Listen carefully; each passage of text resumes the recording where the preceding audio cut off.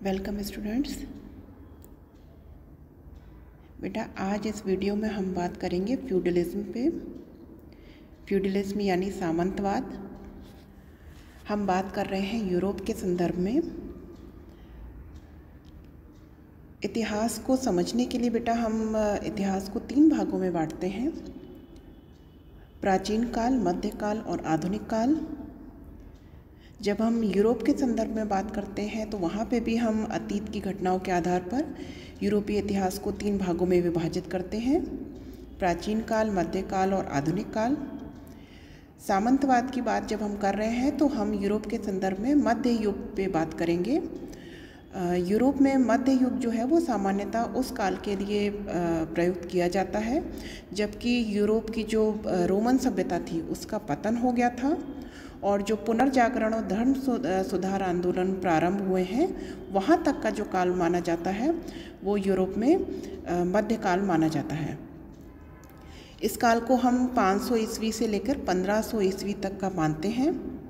इसके पहले का काल जो है वो प्राचीन काल है और इस काल के यानी 1500 ईस्वी के बाद का काल जो है वो आधुनिक युग के नाम से जाना जाता है। अब यहाँ पे जितने भी पाश्चात्य इतिहासकार हैं वो मध्यकालीन यूरोप को एक तरीके से 2 भागों में विभाजित करते हैं। पहला भाग जो है वो 500 ईस्वी से 1000 ईस्वी है जिसे ये लोग अंधकार युग नाम देते हैं, और दूसरा भाग जो है वो 1000 ईस्वी से 1500 ईस्वी है जिसे विकसित युग का नाम दिया जाता है।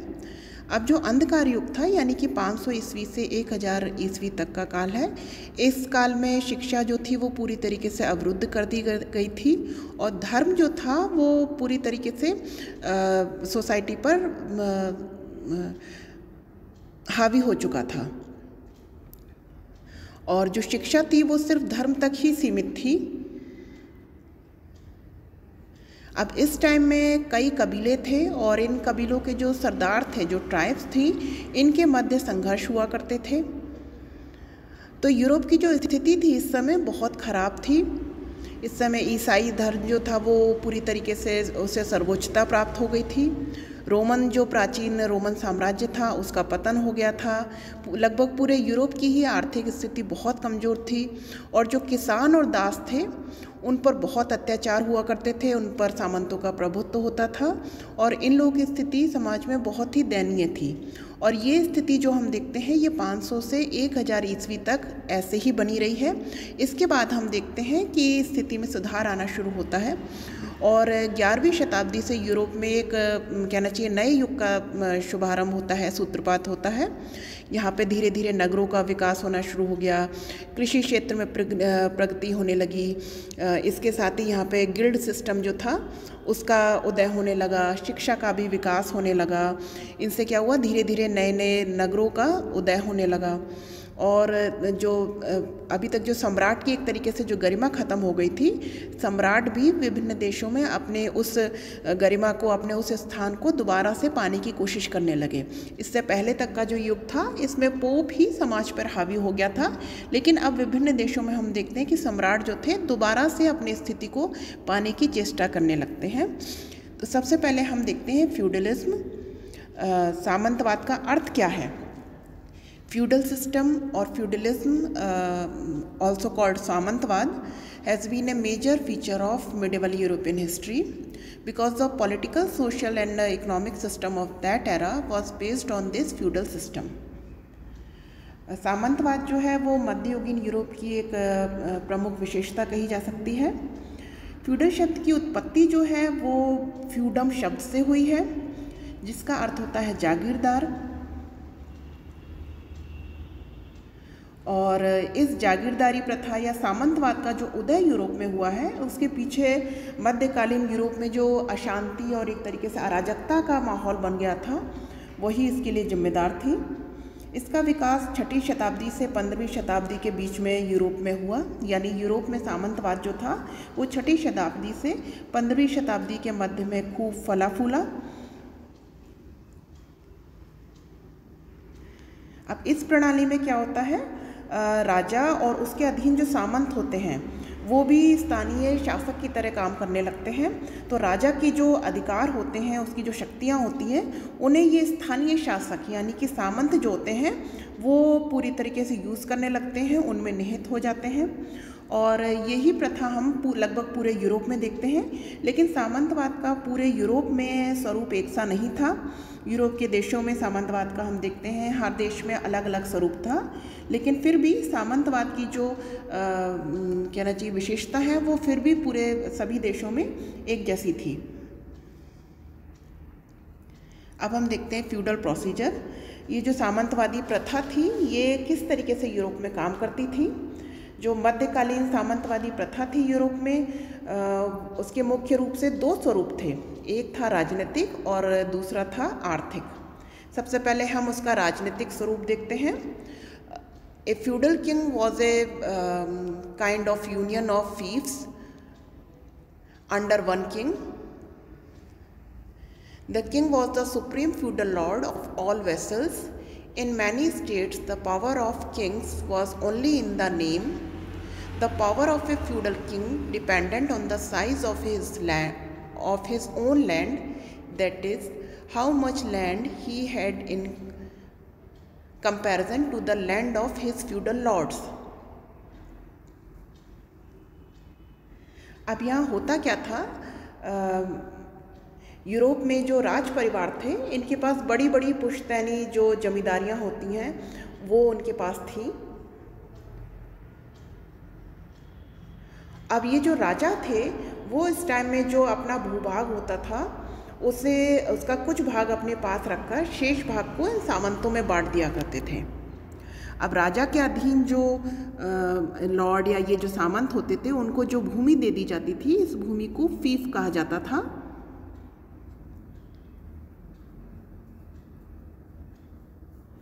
अब सबसे पहले हम देखते हैं हायरार्की ऑफ फ्यूडलिज्म।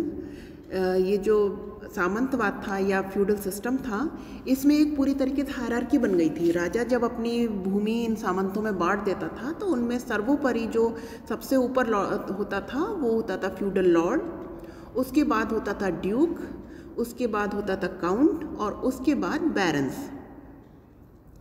अब जिनके पास जो बड़े भूभाग होते थे, जो सबसे ज़्यादा बड़े भूभाग के स्वामी होते थे, उन्हें लॉर्ड्स कहा जाता था, फ्यूडल लॉर्ड्स। अब ये लॉर्ड्स जो होते थे ये भी अपनी फीफ को यानी अपनी भूमि को छोटे सामंतों में वितरित किया करते थे। इनके नीचे के जो सामंत होते थे वो ड्यूक, काउंट, बैरन ये हुआ करते थे, ये भी इनमें वितरित कर दिया करता था। इनमें हम सबसे नीचे से देखते हैं कि बैरन, जो व्यक्ति युद्ध हेतु इनकी एक परीक्षा हुआ करती थी उसको जो भी पास कर लेता था उन्हें बैरन्स कहा जाता था या फिर शूरवीर। इन बैरन्स के पास भी जो भूमि होती थी ये भी इसे अपने अधीन जो कृषक होते थे उन्हें देकर उन्हें अपना दास बना सकते थे। तो ये भी इस हायरार्की में सबसे नीचे होते थे। इनके ऊपर होते थे काउंट। काउंट की नियुक्ति राजा या सम्राट स्वयं किया करता था। ये अपने कार्यों के लिए सम्राट के प्रति ही उत्तरदायी होते थे। इनकी नियुक्ति तो सम्राट करता ही था और इन्हें अपदस्थ करने का अधिकार भी राजा के पास ही हुआ करता था। इस तरीके से राजा के प्रतिनिधि के रूप में काउंट जो था वो आर्थिक, न्यायिक और सैन्य प्रबंध अपने पूरे जो फीफ होती थी उसका देखा करता था। इसके ऊपर होता था ड्यूक। ड्यूक जो था वो काउंट के ऊपर का अधिकारी होता था और ये उससे ज़्यादा शक्तिशाली होता था। ड्यूक दरअसल लैटिन भाषा का शब्द है जो कि लैटिन भाषा में ड्यूकस था, जिसका अर्थ होता था विशाल भूभाग का स्वामी, यानी बहुत बड़े भूभाग का जो स्वामी होता था उसे ड्यूक कहा जाता था। ये तो था सामंतवादी प्रथा का राजनीतिक स्वरूप। अब हम देखते हैं इसका आर्थिक स्वरूप कैसा था। अब यहाँ जो राजा और ये सामंत होते थे ये आपस में एक तरीके से पारस्परिक उत्तरदायित्व में बंधे रहते थे। दोनों के बीच एक समझौता होता था जिसमें राजा जो था वो इनसे सेवाएं प्राप्त करने का अधिकारी होता था और सामंत जो थे उससे जागीर प्राप्त करने के अधिकारी होते थे। अब यहाँ पे जो बड़े सामंत होते थे उन्हें लॉर्ड कहा जाता था, जो आर्थिक स्थिति थी, और जो छोटे सामंत होते थे वो मैनर कहलाते थे। अब ये जो छोटे सामंत यानी कि मैनर हुआ करते थे, ये छोटे छोटे ग्रामों में दुर्ग बनाकर रहा करते थे और उस दुर्ग के आसपास की जितनी भी भूमि होती थी उस पर इन्हीं का अधिकार होता था। एक जो बड़ा शक्तिशाली सामंत होता था उसके अधीन कई मैनर हुआ करते थे और मैनरों के अधीन कई कृषक हुआ करते थे जो कि कृषक दास के रूप में, जिन्हें कि सर्फ कहा जाता था, वो कार्य किया करते थे। अब ये जो सर्फ थे यानी कृषक दास थे, इनकी स्थिति बड़ी दयनीय हो गई थी क्योंकि ये एक तरीके से बिल्कुल नौकर की भांति काम करते थे और इन्हें इनके साथ जो व्यवहार करते थे ये सामंत इन कृषक दासों के साथ, वो बिल्कुल अमानवीय व्यवहार था। इन्हें इनके प्रति बेगार करनी पड़ती थी अपने सामंत के प्रति।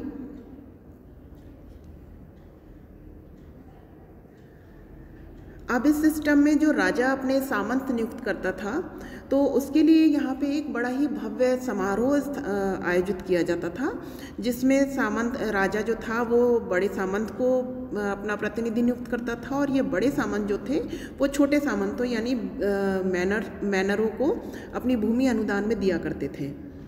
इस दौरान कृषक भी उपस्थित होते थे और उन्हें एक शपथ लेनी होती थी जिसे कहते थे फिडेलिटी। ये शपथ लेने के लिए कृषकों को निशस्त्र और नंगे सिर आना पड़ता था और इन्हें अपना जो स्वामी होता था, इनका जो सामंत होता था, उसके आगे मस्तक टेक कर प्रतिज्ञा लेनी होती थी कि ताउम्र ये उसकी ईमानदारी से पूरी वफादारी के साथ सेवा करेगा और उसके हर आदेश का पालन करेगा। इस तरीके से ये यहाँ पे एक पूरी तरीके से सिस्टम था जो कि सामंती प्रथा में सामंत किस तरीके से नियुक्त किए जाते हैं वो था। अब सामंतों के कार्य देखते हैं कि इन सामंतों के कार्य क्या थे। अब इनमें जो बड़े सामंत थे उन्हें बाहरी आक्रमणों से रक्षा करनी होती थी, अपने जो जागीर होती थी उसकी। इसके साथ ही जो प्राकृतिक आपदाएं होती थी उनसे भी ये जनता की रक्षा किया करते थे। छोटे सामंत जो थे वो अपने लॉर्ड के लिए वर्ष में कम से कम 40 दिन उन्हें युद्ध करना होता था। अपने क्षेत्र की शांति और व्यवस्था बनाए रखने के लिए ये सामंत ही उत्तरदायी होता था। ये किसानों से लगान वसूल करता था।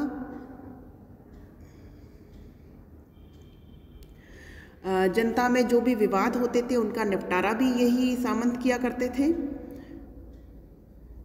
और अपने राज्य के लिए जनहित के कार्य के लिए भी यही उत्तरदायी थे।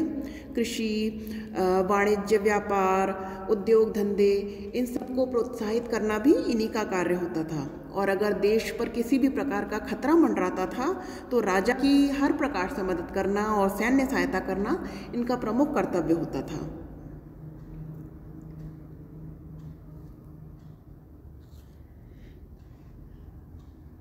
अब हम बात करते हैं causes of the fall of feudalism, कि ये जो सामंतवादी प्रथा थी इसका जो पतन हुआ है उसके पीछे कारण क्या उत्तरदायी थे। सबसे पहला है इन्फ्लुएंस ऑफ रिलीजियस वॉर्स और क्रूसेड्स।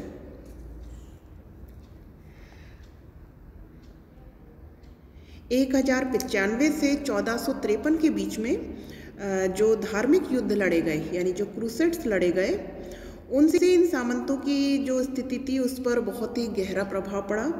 इन धार्मिक युद्धों ने यानी कि क्रूसेड्स ने सामंतों की स्थिति को बहुत ज़्यादा कमज़ोर कर दिया, क्योंकि इन सामंतों के द्वारा किसानों को बहुत ज़्यादा उत्पीड़न किया जा रहा था, बहुत ज़्यादा शोषण था। इसकी वजह से जितने भी किसान और जो गरीब तबके के लोग थे उनमें भयंकर रोष उत्पन्न हो गया था और वो इन सामंतों से एक तरीके से घृणा करने लगे थे। हालांकि जिस समय यूरोप में बर्बर जातियों के आक्रमण हो रहे थे, इन सामंतों ने ही विदेशी आक्रमणों से और जो बाहरी जातियां थीं उनके आक्रमणों से यूरोप की सुरक्षा की थी। लेकिन उसके बावजूद धीरे धीरे इनका वर्चस्व इतना बढ़ता चला गया था कि जनता का सुख चैन बिल्कुल गायब हो गया था और जो साधारण किसान और गरीब जनता थी वो इनके अत्याचारों से इतनी ज़्यादा परेशान थी कि जनमानस में इतनी घृणा पैदा हो गई थी कि वो इनका शासन अब खत्म करना चाहते थे। इसके फलस्वरूप जो मध्ययुगीन यूरोप है उसमें हम देखते हैं सामंतों के खिलाफ विद्रोह भड़कने लगे। फिर इसके बाद देखते हैं हम gun powder and gun power. इस समय तक क्या हुआ, जो बारूद था उसका आविष्कार हो गया था। उसके आविष्कार और कंपास यानी कि कुतुबनुमा के आविष्कार ने स्थिति को बहुत ज़्यादा बदल दिया। अब जो पहले राजा की स्थिति बहुत ख़राब थी उस स्थिति में काफ़ी सुधार आया। जो राजा थे उसने अब अपनी सेना के हाथ में बंदूकें दे दी, जिससे उसकी सेना का जो गठन था वो बहुत अच्छा हो गया। सेना जो थी वो नए हथियारों से सुसज्जित हो गई। इससे भी सामंतों की जो उपयोगिता थी वो समाप्त होती चली गई समाज में। फिर है the circulation of money, opposition of the traders. अब ये जो धर्म युद्ध हुए थे, इन धर्म युद्धों के परिणाम स्वरूप यूरोप में एक नवीन व्यापारी वर्ग का उदय हुआ। इस वर्ग ने यूरोप में व्यापार और वाणिज्य को बढ़ावा दिया और धीरे धीरे यूरोप में हम देखते हैं व्यापार और वाणिज्य फलने फूलने लगा। इसी समय यूरोपीय व्यापारियों का पश्चिमी एशिया के जो देश थे उनसे संपर्क स्थापित होने लगा और वहाँ के जो नवीन विचार थे वो यूरोप में आने लगे। व्यापार और औद्योगिक जो खुशहाली धीरे धीरे यूरोप में आने लगी, उससे नवीन नगरों का जन्म होने लगा यहाँ पे।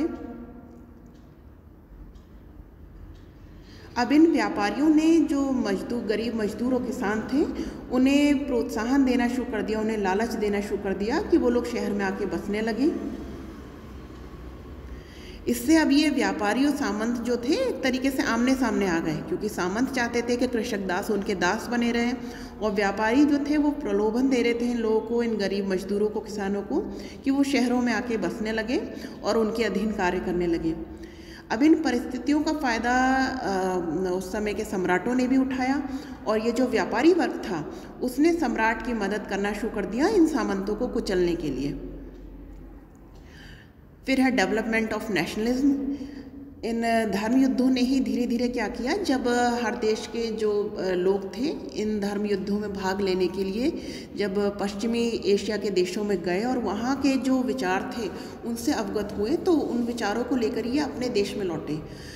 वहाँ पे आके इन्होंने इन विचारों से अपने देशों में भी राष्ट्रीयता फैलानी शुरू कर दी और यूरोप के लगभग सभी देशों में राष्ट्र भावना की जागृति होने लगी।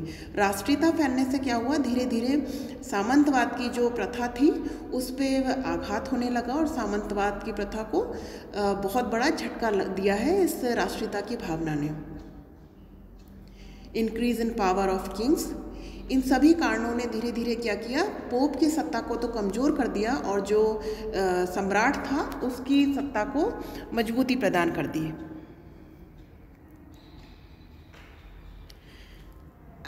अब हम देखते हैं एडवांटेजेस ऑफ फ्यूडलिज्म यानी सामंतवादी प्रथा के लाभ।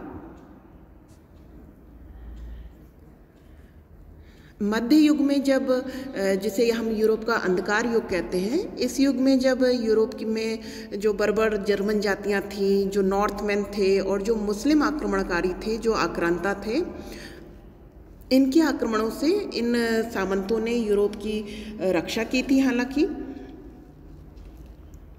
और इन्होंने जो पश्चिमी यूरोप का जो एक तरीके से पूरी तरीके से बर्बाद हो जाता, उसको बर्बाद होने से इन सामंतों ने ही बचाया था। जब रोमन साम्राज्य का पतन हो गया, उसके अवसान के पश्चात इन सामंतों ने ही राज्य और जनता को सुरक्षा प्रदान की, वहाँ पे शांति व्यवस्था को बनाए रखा। और जो उसके बाद शासक स्वेच्छाचारी और निरंकुश हो गए थे, उनकी निरंकुशता को और उनकी स्वेच्छाचारिता को भी इन सामंतों ने रोकने का पूरा प्रयास किया।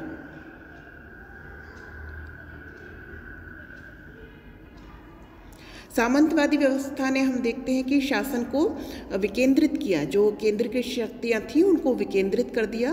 पहले जो सत्ता पूरी तरीके से राजा में केंद्रित हुआ करती थी, अब वो धीरे धीरे सामंतों में वितरित हो गई।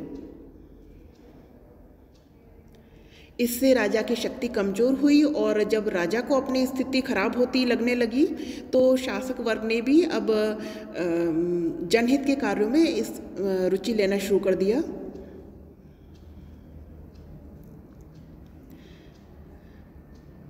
अब क्योंकि रोमन सभ्यता का इस समय पतन हो चुका था तो समाज में न्याय व्यवस्था भी, उस समय की जो नियम कानून थे वो भी लुप्त हो गए थे। तो इन सामंतों ने ही न्याय प्रणाली को दोबारा स्थापित किया है, जिसे ऑर्डियल कहा जाता था, जिसके द्वारा ये सभी विवादों का निपटारा करते थे। इन सामंतों ने ही एक तरीके से कानून में एकरूपता लाने की कोशिश की है और धीरे धीरे इन्होंने क्या किया, नगरीकरण को बढ़ावा देना शुरू कर दिया। इस पीरियड में सामंती प्रथा ने ही यूरोप की आर्थिक उन्नति में अपना अतुलनीय योगदान दिया है। इन्होंने भूमि की उर्वरता को बढ़ाने की कोशिश की है, क्योंकि जो सामंत होते थे वो अपनी भूमि की उर्वरता को बनाए रखने के लिए भूमि का एक हिस्सा जो होता था उसे खाली छोड़ देते थे ताकि उसकी उर्वरता बनी रहे। फिर ये लोग सिंचाई की सुविधाओं को इन्होंने बढ़ाने की कोशिश की, जिससे इनके अधीन जो भूमि है वो अधिक से अधिक पैदावार दे सके।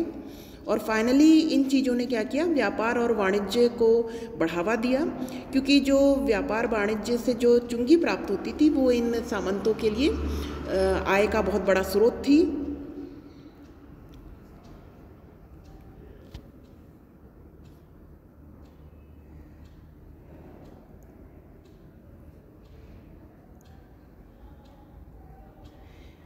Each feudal in this authority tried to maintain peace and order in the era. Feudalism also encouraged art in that era. The Roman and Gothic style emerged in the field of building construction. इस सामंती काल में Roman और Gothic जो स्थापत्य की शैलियाँ थीं उन्हें सामंती प्रथा ने बहुत ज़्यादा बढ़ावा दिया। इससे इस काल में जो आर्ट और जो आर्किटेक्चर का क्षेत्र था उसमें भी इन्होंने अपना बहुत बड़ा योगदान दिया उसके विकास में।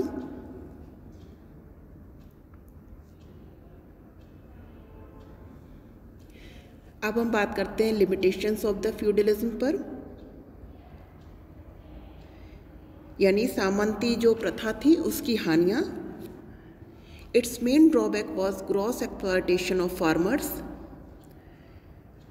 इसका जो सबसे बड़ा ड्रॉबैक था वो यही था कि इस प्रथा से कृषकों का उत्पीड़न बहुत ज़्यादा हुआ, उनकी स्थिति बद से बदतर हो गई, उनकी स्थिति दिन पे दिन दयनीय होती चली गई। और जो सामंती प्रथा थी उसने जो यूरोप का एक तरीके से साम्राज्य था, जो विस्तृत साम्राज्य था, उसे विखंडित कर दिया, उसकी शक्ति को कमज़ोर बना दिया।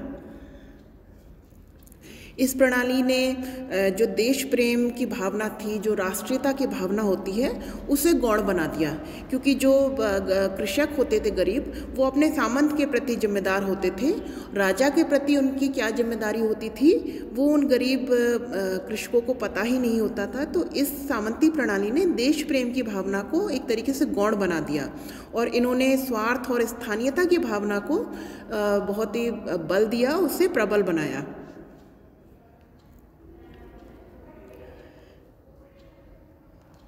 It paralyse the power of the king.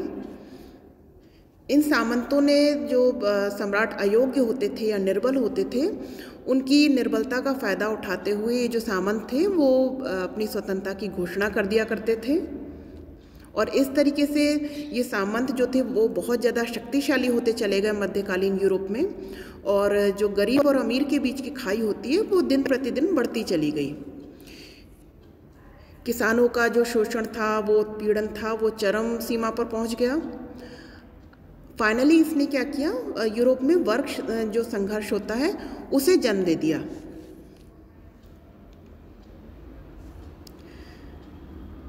इन सामंतों ने यूरोप में तानाशाही के उत्थान में भी बहुत बड़ी भूमिका निभाई। बहुत सारे सामंत जो थे वो तानाशाह बनते चले गए धीरे धीरे। इसका परिणाम ये हुआ कि ये सामंत जो थे अपनी स्वार्थ सिद्धि में लगे रहते थे। इन्हें जनता की भलाई या देश हित में इनका कोई सरोकार नहीं होता था, इनका उससे कोई वास्ता नहीं होता था। जनता का शोषण और उसका उत्पीड़न जो था, उससे अब यूरोप में धीरे धीरे लगभग पूरे यूरोप में ही एक अराजकता का वातावरण फैलने लगा। पूरे यूरोप में ही अशांति ने जन्म ले लिया। धीरे धीरे ये जो सामंत थे, इन्होंने विलासितापूर्ण जीवन जीना शुरू कर दिया, जिससे क्या हुआ, इन सामंतों का नैतिक पतन शुरू हो गया। अब ये जो सामंतवाद था, ये चर्च में भी पहुंच गया। जो चर्च के अधिकारी थे, उनका भी नैतिक पतन शुरू हो गया। चर्च के जो अधिकारी थे वो भी सामंत बनने लगे।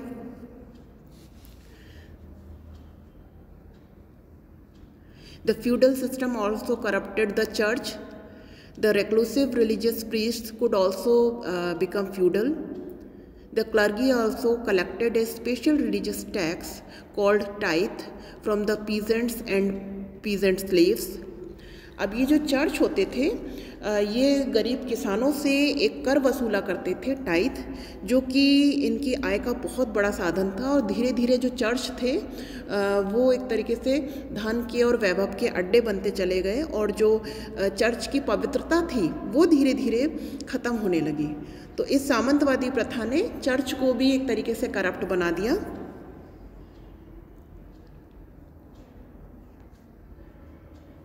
इस तरीके से हम देखते हैं कि जो मध्यकालीन यूरोप है, जिसे हम अंधकारमय युग कहते हैं, यूरोप का अंधकारमय युग, इस काल में सामंतवादी जो प्रथा थी वो यहाँ पे पूरी तरीके से फली फूली है, और उसने यूरोप में पूरी तरीके से अशांति का वातावरण तैयार कर दिया, जिसका जो फाइनल जो अंत हुआ है वो वहाँ पे रिनेसा की शुरुआत के साथ हुआ है।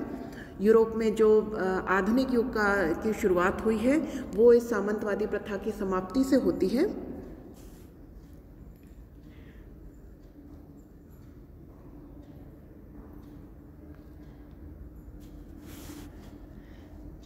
तो अब आप लोग समझ गए होंगे कि किस तरीके से मध्यकालीन यूरोप में सामंतवादी प्रथा ने अंधकार युग को जन्म दिया था, जिसने फाइनली हमें यूरोप को आधुनिक युग के द्वार पर लाके खड़ा कर दिया।